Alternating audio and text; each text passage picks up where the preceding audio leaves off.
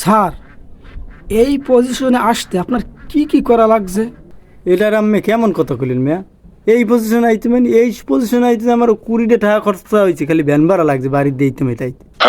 Sir, আমি এই পজিশনের কথা বলি নাই, আপনার লাইফ সাফল্যের পজিশনের কথা বলছি আমি। হেরা তুমি আমার খুললে খবর না মেয়া? Oh my god. এই পজিশনে আইতে আমার পার কামড় দিকে তাড়লু।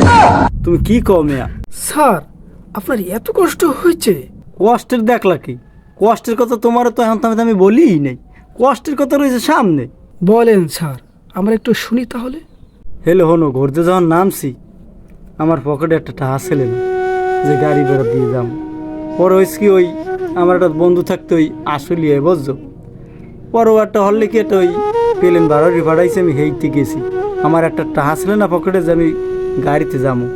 কি হরমু, টাকা তো ছিল সব ব্যাগে। স্যার, জীবনে আপনি এত কষ্ট করছেন?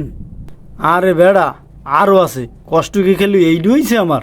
তাহলে বলেন স্যার, কষ্টের কথাটা শুনছি, এটাও শুনি। 5 জনে গেছি চুরি হরতে, ওরা তো খাইলে ধরা। কপাল ভালো, মোর গায়ে একটা ফিডেনও লাগে নাই। পগো পিডেলে জম্মের ফিডেন, ঘরে এই দেই মোর পিডের ছাল নাই। এই রুমের করিয়ে আজকে আমি এই পজিশনে আইছি। স্যার, আপনার এই লাইভ ইন্টারভিউ শুনে আমরা গর্ববোধ করি।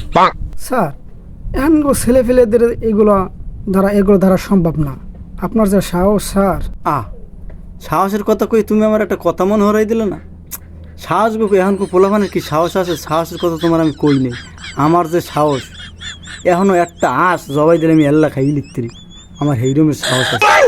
স্যার, আপনার সাহসের কথা শুনে আমি খুব আপ্লুত। স্যার, আপনার কথা শুনে আমাদের খুব ভালো লাগছে। আজকের মতো এই অনুষ্ঠান থেকে বিদায় নিচ্ছি। NTV channel.